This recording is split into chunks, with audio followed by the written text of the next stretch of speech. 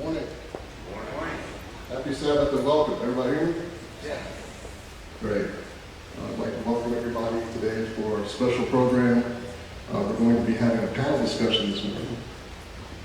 We have a diverse group of ladies that are going to speak on the topic, who is bringing the lasagna? The changing roles of women in church congregation. So I'd like to invite our panelists to come up.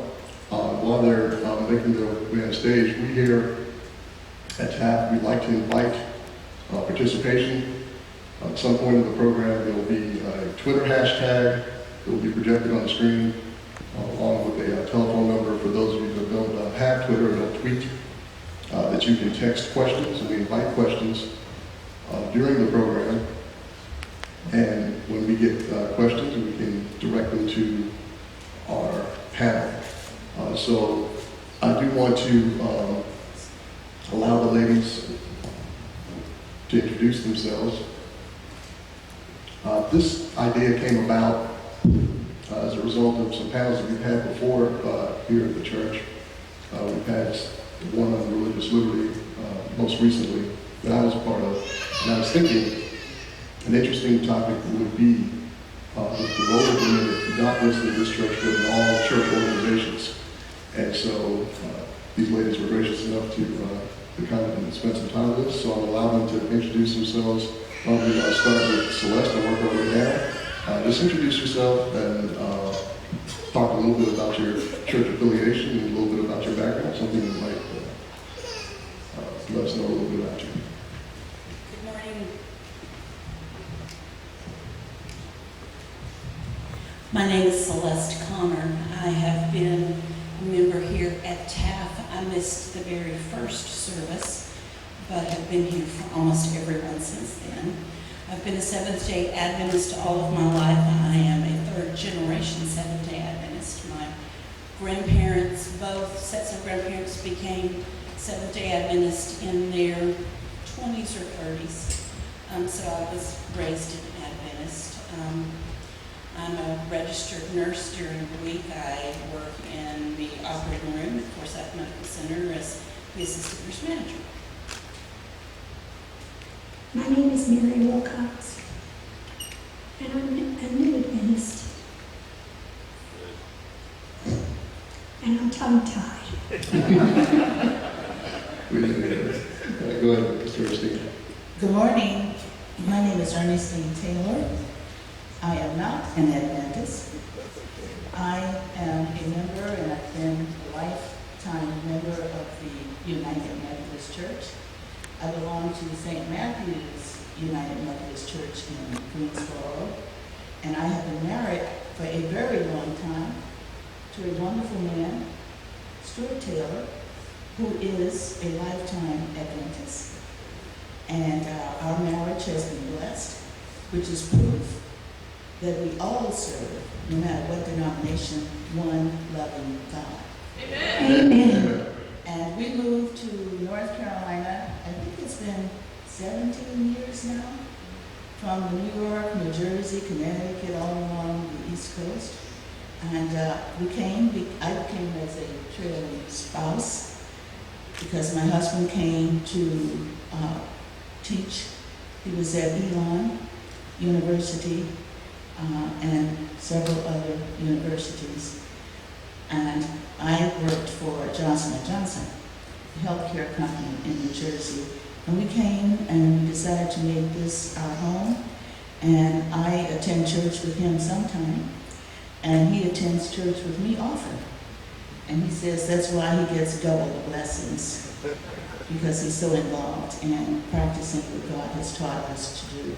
So I'm thankful for inviting me to be a part of this group and to share my perspective on women in the church and leadership from the United Methodist perspective. Happy Sabbath. Happy Sabbath. My name is Nikki Corbett. I'm a last-minute addition to the panel. I was born to an Adventist family, third or fourth generation, I'm not even sure. My parents were missionaries in Japan, Okinawa, Japan, so I grew up seeing the conservative Japanese perspective of the Adventist Church. I am a registered nurse. I work in the operating room full-time. Seems to be a lot of operating room nurses at this church. And I'm also pursuing my doctorate of nursing practice full-time at UNCG. All right, thank you, ladies. I want to introduce the topic with a few numbers, and that's what you see on the screen. Before I get to that, there was an interesting quote that I read that inspired me to kind of think about these issues. That goes, what if all the women turned up MIA next Sunday at your church? How many little ones would be left unattended in the children's ministry? How many outlines would not find their way into bulletins? How many voices would be missing from the choir?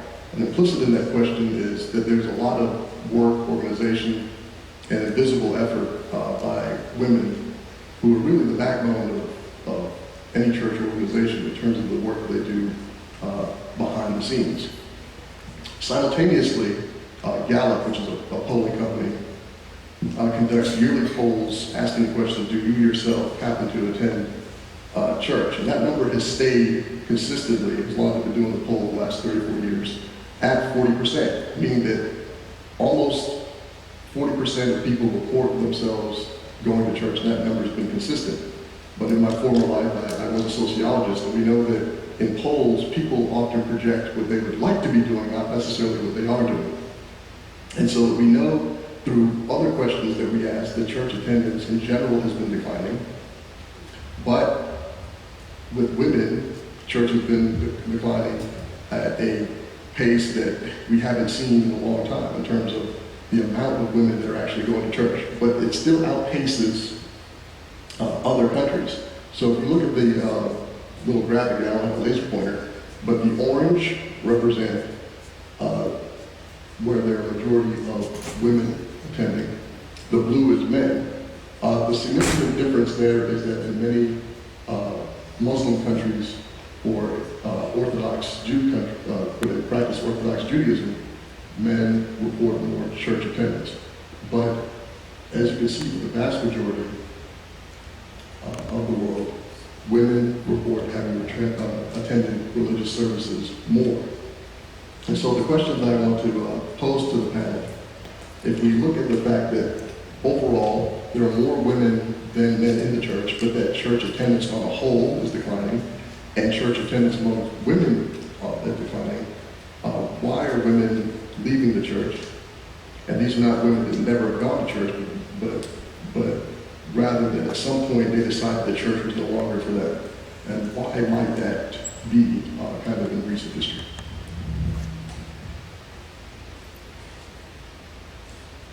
I'll start with you, Celeste, because you're right here. You're sitting in the hot seat. I should have changed seats. I think women go to church for a lot of different reasons, besides just coming for a blessing. Women tend to come to church to try to hold family together. They want children and husbands and everybody to be in church together. And if something changes with that dynamic, then if your spiritual needs are not being met by the church, then you are likely to leave the church and just not go anywhere. I have a friend that when her husband died, she goes to church every other week. And regardless of, she used financial reasons for her decision. And once her financial situation changed, she did not increase her church attendance. Any other thoughts? I totally agree with Celeste that we come for spiritual growth and nourishment. And what we've discovered, we're losing a lot of not only women, but young, especially young women in our denomination. And they're going to non-denominational churches. And we've discovered that for some reason, there seems to be more of a spirit of freedom. We are somewhat structured. We even had some challenges in our church in terms of what kind of songs should we be singing. Should we be singing contemporary gospel? Should we stay with our hymns? So a lot of the young women are leaving going to the non-denominational because they feel they're a little bit more free, there are not as many rules. We have a lot of women who are leaders in the church, but that's not what was really important to them. It was more, I can still stay connected with God, but not having all these rules imposed on us. I wore my earrings for a reason today, because sometimes we find in some denominations that the freedom is around how do I dress, how do I move, do I have to wear a hat? And we still have women who wear hats to church, to our church on Sunday. So the young women are leaving, I understand, not the older ones like me, but the young ones, they feel that they don't see the connection between the rules and their relationship with God. So that's the reason some of them are leaving. I think women in general are leaving the church just because they have such busy schedules. They're moms, they're teachers, they're doctors and lawyers and just housewives. But a housewife is what keeps it all working together. So when a woman has to give up something, she wants to keep her family together. She wants to teach them the right thing, bring them to church, put Christ in their lives, but it just becomes a very difficult task. So it's easier to let church go because Sunday's the one morning that she may be able to sleep a little bit later. Is there a solution? I don't think there's a real solution. I think it's something that we all, as women, just have to strive or make our priorities different or just let the love of God come in your heart and guide your path. Hopefully he'll guide you back to church. And I agree with what you just said, that our society as a whole, I feel, is headed in a direction where we take on more and more responsibilities during the week. All this technology was supposed to make it easier, but yet we keep accepting more responsibilities. And at some point, we become overwhelmed.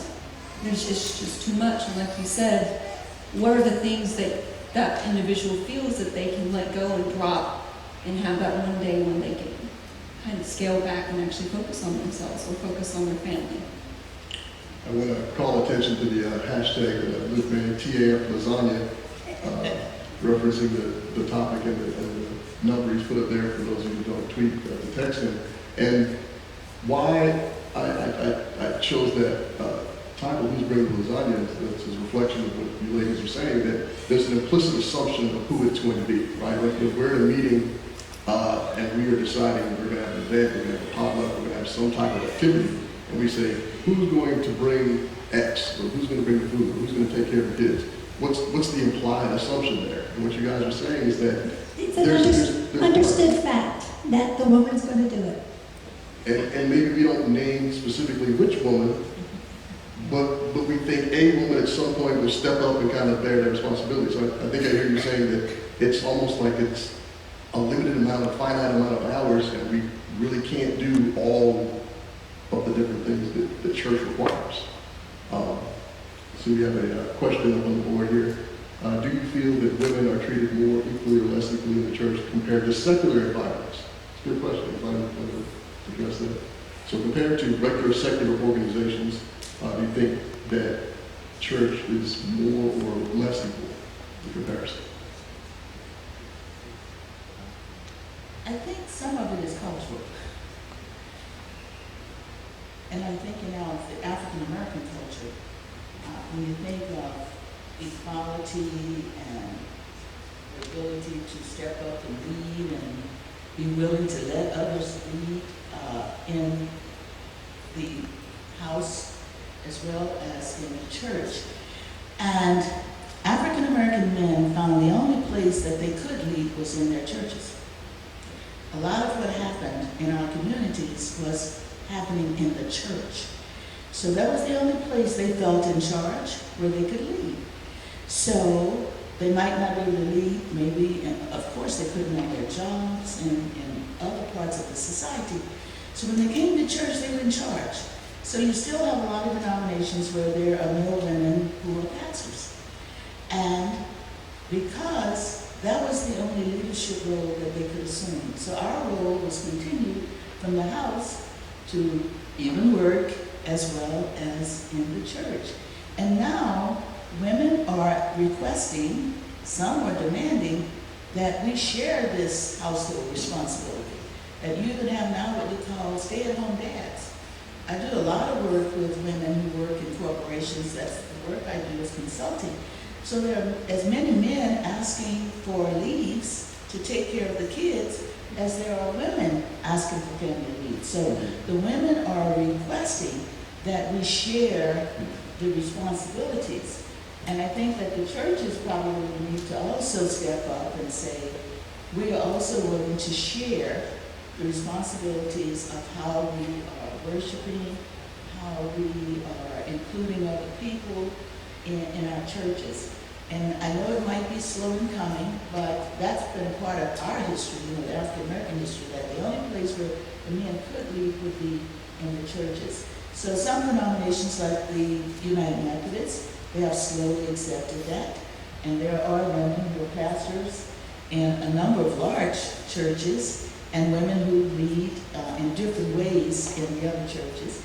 And sometimes we joke about it at our church. We say, we don't want you in the kitchen. Too slow, you're not organized. So, and we have them clean up. But at least it's a decision that we can make. It's not forced upon us. So what we're asking, I think most women are asking, is let us be a part of decision making to make these decisions about how we are going to provide equality and work with each other. Any other thoughts on that, Celeste? During the week, I help manage over 100 people, 18 operating rooms. Approximately 40 to 60 patients go through our operating room every single day. Before I came to TAF, when I went to church, I was expected to not ever be in any type of leadership role. I would certainly feel that talents are wasted, that if we look at what women in the church do during the week, that we're losing a huge opportunity for leadership in our churches from these women. That is one thing I really appreciate about this church, is that women have certainly had more of a voice at this church. But let me ask a dangerous follow-up question. Nikki's talked about working on their doctorate. You're managing a large staff, a lot of responsibility. Do any of you feel that you have to leave your credentials at the door, so to speak? That you have to leave your doctorate at home or leave your managerial experience at home when you come to church in order to fit in or fit into a role? Are you ever conscious of having to do that or any kind of thing? I've never experienced that, but I've also never experienced what she was just describing, that she was expected never to fill a leadership role. I've never seen that, just with the background that I have. But I can tell you, based on how my friends would react, how my generation would react, if that is true, that would be a huge reason why we would not want to stay. My only problem is that because I don't have to leave my credentials at the door, I find that I'm always asked to do a lot more in the church, which then says I become guilty of taking on too much. Because I got my outside, my family, I got work, and I would then to take on more. So it makes it, I think, even more difficult for me personally, because I become overwhelmed with doing it. But I've never had to leave it at the door, because I do see some things changing around accepting the fact that we can't be effective leaders. Okay. What about, you talked about credentials in general. What about education? We know in the general society, generationally speaking, that women have attained more education. For example, when I was in law school, I was the first class where it was evenly split. This was 1998, and it was 50-50. That was considered a big accomplishment at the time. It was half women, half men. Now I understand that in many graduate programs and law schools, and definitely undergraduate college, there are more women than men, which means obviously there'll be more degree holders in professional fields after these women have matriculated and gone on into their professions. Do you think that there's any type of adverse impact to women having more education, more professional exposure in terms of their willingness to attach themselves to a traditional church organization? Do you think there's any correlation between more professional aptitude, ability, and accomplishment and their attachment to traditional church structures? I think there could be. How so? You could bring a professional woman in here and then say, or send her to the kindergarten class to take care of the kids, and I'm not sure she wants to do that. As a professional person, she wants to come and have her experience with Christ or whatever in church that day, and maybe not take care of the kids. So I don't know if the solution would be something like assign committees to do that, or I don't have the answer per se, but I think that might have a large effect on a professional woman. Your thoughts on that? I want to refer back to some of the statistics that you shared with us from the church attendance demographics. But if you look at the college graduates versus postgraduates in high school or less education, they're all smack at 44%. Mm-hmm. There's no difference, not even 1% difference between those. That's an excellent point, Nikki. I think, and you guys would have seen that, but what she's saying is in terms of the polling, those that report going to church, there's no statistical difference, there's no significant difference between those with education and not. So that doesn't seem to be a major driver. So I guess the question is there a preference in role when we do come to church? And is the church allowing us to fill those roles that we feel that we are being called to fill? And there may be some self-selection. There may be women not going to that more traditional church, but going to a place where they can exercise their professional gifts, and so they're still in church, but maybe not the church that they originated from. We have a texted-in question. Do you feel the women in the Bible are examples for women today spiritually? Do you feel that women in the Bible are examples for women today? So are there lessons and relevance that we can draw from women in the Bible for contemporary? I believe there are. Women were not even counted as numbers in the Bible. Mm-hmm. So for a woman to be mentioned in the Bible, they were usually great risk takers. They were women of very strong faith and were willing to go to extreme lengths for their faith. So I think that they should be great examples to us today. More questions? Okay. Good. Keep them coming. I like the Insta questions. How do we, men especially, initiate a change in how women are viewed instead of continuing on the path we've been on? So how can we, as men, initiate change? Rephrase it this way. What do you think that ladies would like to see from men that would make it easier for them to integrate and participate in church activities? I think of Gandhi, who said, be the change that you want to see.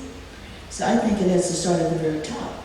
So if the men are at the top, like in head of the conference, and bishops or whatever the highest level is in the denomination, they have to be the risk takers. They have to stand up. They have to be the ones to say, no more.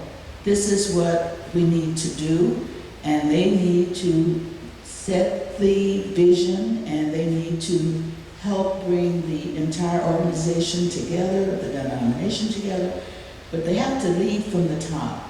There will be a lot of strong people, women, specialists, Celeste said, leading from the bottom. But the leaders at the top have to really be the ones to put themselves out there. Oftentimes, as I think about my success in my career, it was the man at the top who said, give her the chance. let her do it. She can do it. I know that she is capable. So when the men are at the top, you have to lead and be the change that you want to see within the organization or your church. Coming from a research background, something that's very important is that your sample group is representative of your actual population. And I think that we need to, like you said, the leadership at top, when they're choosing these boards that help make decisions, I think they need to be conscious of their demographic in the church and that these board groups reflect it appropriately. If you have 50% women, 50% men, there should be 50% women, 50% men on the board, equally making decisions. That's an interesting point. I think what you're talking about too is that men who are in leadership roles have some sense of obligation themselves to kind of capitalize on the talents that they have. So if I hear that you have a managerial background or an accounting background or something like that, maybe it's incumbent on me to come to you and say, what do you think about this project, or how can we do this better?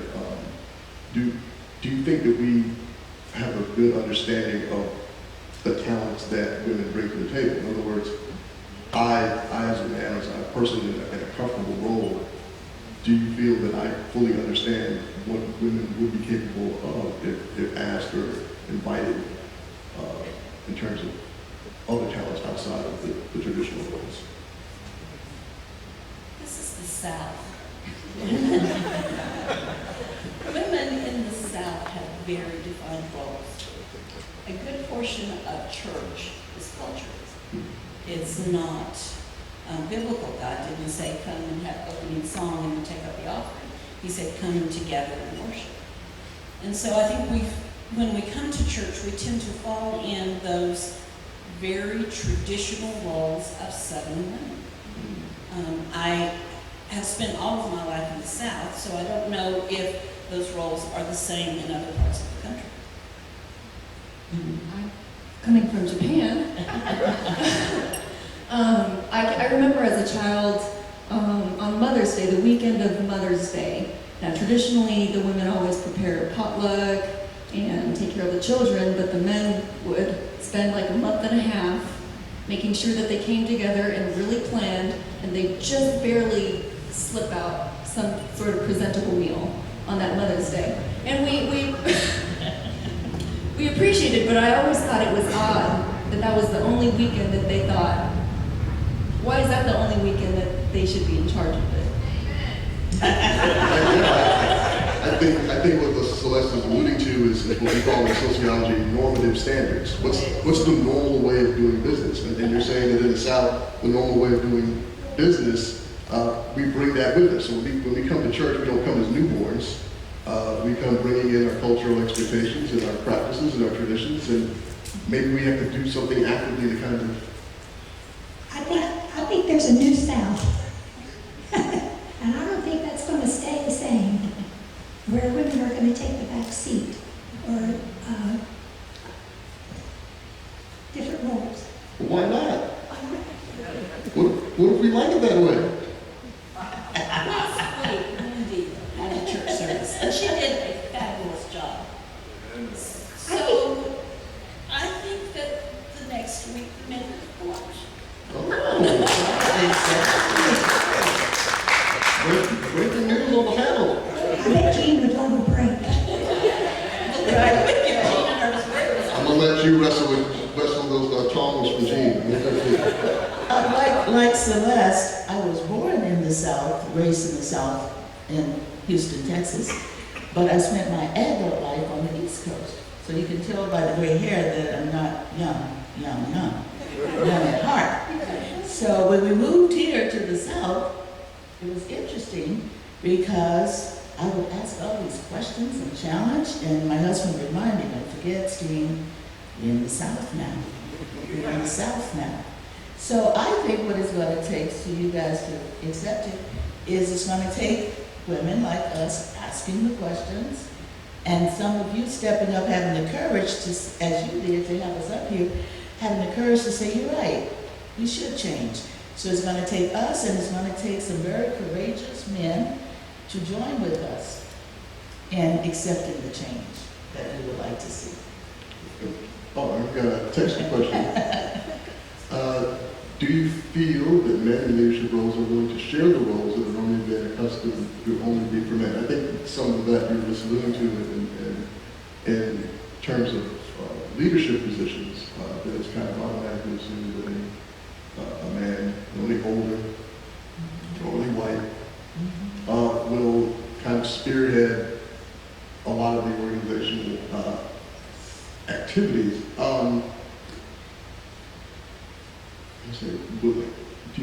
Do you sense it's a resistance to women's inclusion, or do you sense more ignorance about what women would be willing to do? In other words, do you think it's something that they're resisting or something that they're unaware of?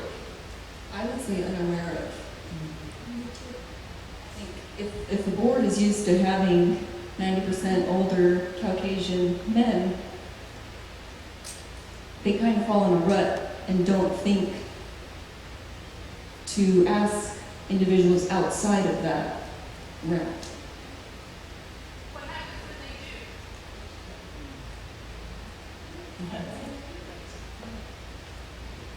What happens when they do what? When they are challenged with that one woman. You've got the 90% of men on their boards, and now someone says something different. How accepting are they? Well, since I'm the only man on stage, I'm very comfortable in my manly role and in my privilege and my ability to dictate and enjoy that privilege. And I think it's difficult to convince me to step down, literally or figuratively, to cede some of that control and some of that power. But I think a lot of what you guys are saying, it's a generational shift. I have 2 young nieces, and Angie, she wants to be a scientist and astronaut. She can't conceive of not being able not to be an astronaut because of the era in which she was born in. I don't have to convince her that that's a real possibility because in her mind, it was never entered. So I think part of what Wendy is saying is that you may have to kind of not wait for them and say, this is happening. I'll see you on Sabbath. I'm doing this. Instead of kind of waiting for their permission to allow something to occur.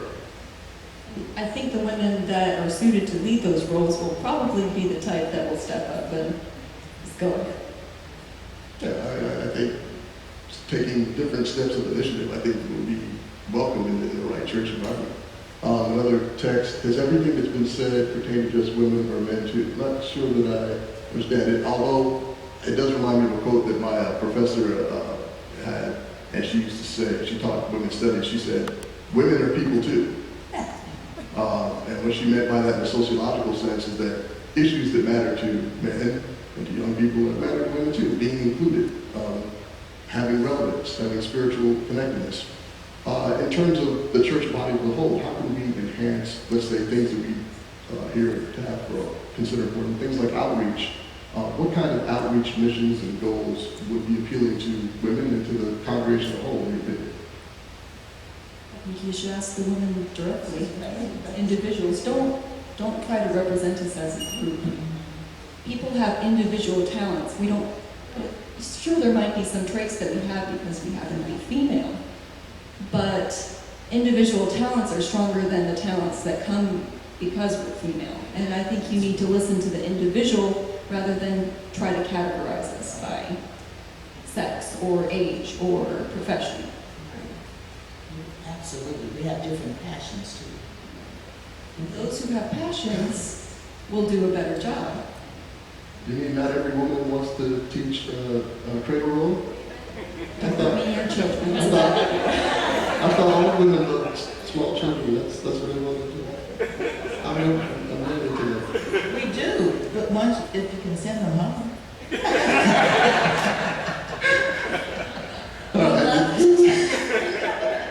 We love to teach cradle, but we might have a message that even the adults can hear. Well, absolutely. This might be the last question going towards the end of our program. Do you think that the lack of positive mentoring in the between younger and older women that has an effect on women leaving the church? In other words, is there a generational gap within the constituency of women in the church? Are there different thoughts and feelings that might lead to a little bit of conflict between the older and younger? I think there could be a difference. An older woman and a younger woman in the church. What types of issues do you think they might have conflict with?